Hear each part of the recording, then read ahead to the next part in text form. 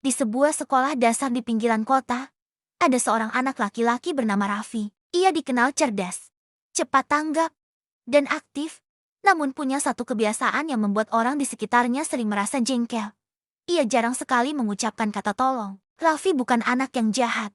Hanya saja ia terbiasa bicara langsung tanpa basa-basi. Menurutnya, kalau orang sudah tahu maksudnya, kenapa harus pakai kata tambahan? Bagi Raffi, itu hanya buang waktu. Suatu pagi, Dite, teman sebangkunya, sedang membereskan alat tulis ketika Raffi berkata cepat. Ambilin penggarisku, tanpa menatap. Dite menoleh, agak kesal. Vi, bilang tolong dulu dong. Raffi mengangkat bahu. Ribet amat. Yang penting kan kamu ngerti maksudku. Dite menghela napas, tetap mengambilkan penggaris. Tapi di wajahnya ada ketidaksenangan yang tidak Raffi sadari. Hari-hari berikutnya, hal serupa sering terjadi. Saat ingin meminjam buku, Raffi berkata, pinjemin, cepetan. Saat meminta tolong membawa sesuatu, ia berkata, sini, pegangin. Awalnya teman-temannya tetap menuruti, tapi lama-kelamaan, mereka mulai enggan. Suatu hari, saat pelajaran matematika, Raffi menyadari bahwa ia lupa membawa buku catatannya. Ia panik. Dito, pinjem buku. Cepet, katanya sambil menarik tangan temannya. Dito menoleh pelan. Vi, ngomongnya baik-baik dong. Ya udah pinjem aja. Aku butuh. Jawab Raffi agak keras. Dito menutup bukunya. Kalau ngomongnya gitu, aku jadi males nolong. Raffi terdiam. Ia tak paham kenapa Dito berubah dingin. Sepulang sekolah, ia duduk sendirian di taman. Ia melihat teman-temannya tertawa bersama, saling membantu membawa tas. Tapi tak satu pun memanggilnya. Perasaan aneh menyelimutinya antara kesal dan sedih. Ia bertanya-tanya, kenapa sih mereka pada cuek sekarang? Tak lama kemudian, Bu Sari, guru bahasa Indonesia mereka, lewat dan melihat Raffi duduk termenung. Raffi, kamu kenapa? Biasanya ramai. Kok sekarang sendirian? Tanyanya lembut. Raffi menjawab pelan. Teman-temanku gak mau bantu aku. Bu, padahal aku cuma minta tolong. Bu Sari tersenyum tipis. Boleh ibu tanya, waktu kamu minta tolong, kamu bilangnya gimana? Ya, aku bilang aja langsung. Bu, ambilin ini, pinjem itu. Kenapa emang? Bu Sari menatapnya penuh arti. Nah, mungkin bukan maksudmu.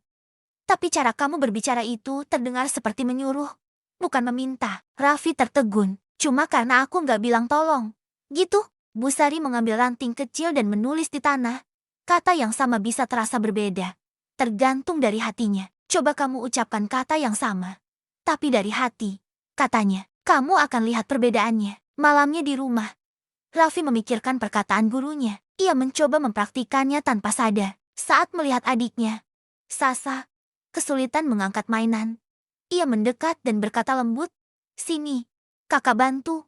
Ya, Sasa menatapnya dan tersenyum lebar. Makasih, kak. Hati Raffi terasa hangat. Ia merasa aneh, tapi menyenangkan. Keesokan harinya, di sekolah, tali sepatunya lepas. Ia kesulitan mengikatnya dengan benar. Dite duduk tak jauh darinya, sedang minum. Raffi menatapnya sejenak, menarik napas, lalu berkata, Dite, tolong, bisa bantu iketin sepatuku? Aku belum bisa. Dite terkejut sejenak, lalu tersenyum kecil. Wah, kamu sekarang bilang tolong. Hehe. Iya, aku lagi belajar. Jawab Raffi malu. Dite pun membantu. Dan sejak itu, hubungan mereka membaik. Hari demi hari, Raffi terus mencoba. Setiap kali ingin meminjam sesuatu, ia berusaha menambahkan kata tolong dan mengatakannya dengan suara lembut. Ia mulai sadar. Kata tolong bisa membuat orang merasa dihargai. Bahkan guru-gurunya pun mulai memperhatikan perubahan itu. Suatu hari, di kelas, Bu Sari mengumumkan lomba menulis cerita bertema komunikasi yang baik. Raffi tertarik dan menulis kisah berjudul Kekuatan Kata Tolong, terinspirasi dari pengalamannya sendiri. Dalam ceritanya, ia menulis tentang seorang anak yang kehilangan teman karena cara bicaranya kasar, lalu belajar mengubahnya dengan satu kata sederhana. Saat lomba diumumkan, nama Raffi disebut sebagai pemenang pertama. Semua teman-temannya bertepuk tangan. Dito bersiul kecil. Wah, keren banget, Vi. Raffi naik ke panggung dengan wajah merah. Ia berkata di depan semua murid, aku dulu nggak tahu kalau cara bicara bisa nyakitin orang. Sekarang aku belajar kalau kata tolong itu bukan cuma sopan, tapi bikin orang lain merasa dihargai. Tepuk tangan bergema di aula sekolah. Setelah acara, banyak teman yang menghampirinya. Vi, bantuin aku buat latihan pidato. Ya, Vi. Tolong temenin aku ke perpustakaan. Raffi tersenyum. Siap, aku bantu. Hubungan Raffi dengan teman-temannya semakin akrab. Ia jadi anak yang sering membantu tanpa diminta. Dan bila ia butuh pertolongan, orang-orang dengan senang hati menolongnya. Perubahan kecil itu ternyata membawa perubahan besar. Di rumah pun, ibunya mulai menyadari hal itu. Raffi sekarang kalau minta makan aja bilang, Bu, tolong dong nasi tambahannya. Aduh, ibu terharu. Ayahnya tertawa. Hebat.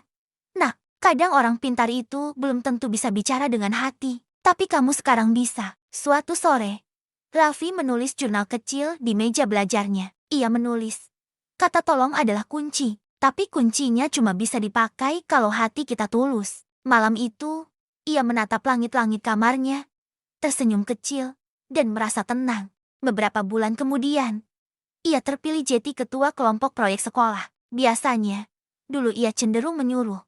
Tapi kali ini ia memimpin dengan sabar. Teman-teman, tolong bantu kumpulin bahan ya, biar kita cepat selesai. Mereka semua senang bekerja dengannya. Suasana kelompok itu penuh tawa.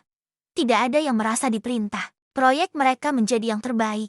Dan Bu Sari memuji. Inilah contoh komunikasi yang baik dalam kerjasama. Raffi menunduk malu, tapi bangga. Waktu berjalan, dan ia tumbuh menjadi anak yang semakin peka terhadap perasaan orang lain.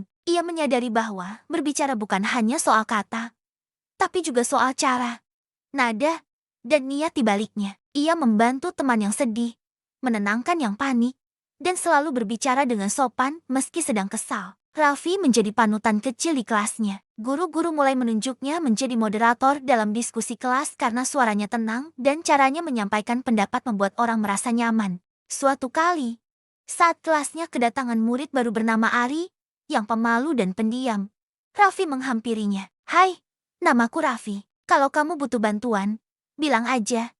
Ya, Ari mengangguk pelan, tampak lega. Sejak itu, Ari jadi sering berbicara, dan mereka berteman baik. Raffi sadar, dulu ia mungkin pernah membuat orang lain takut untuk bicara padanya. Tapi sekarang, ia justru jadi tempat orang lain mencari kenyamanan. Waktu berlalu, dan Raffi duduk di kelas 6. Ia sudah tumbuh menjadi sosok yang ramah, sopan, dan mudah membantu. Pada acara perpisahan sekolah, Bu Sari memanggilnya ke depan dan berkata, anak-anak, inilah contoh bahwa perubahan bisa dimulai dari satu kata kecil tolong. Seluruh murid bertepuk tangan, dan Raffi menunduk sambil tersenyum haru. Ia sadar, perjalanan kecilnya mengubah banyak hal. Ketika acara selesai, ia duduk di halaman sekolah, memandangi bunga di taman. Ia berbisik dalam hati, ternyata belajar bicara dari hati itu enggak susah.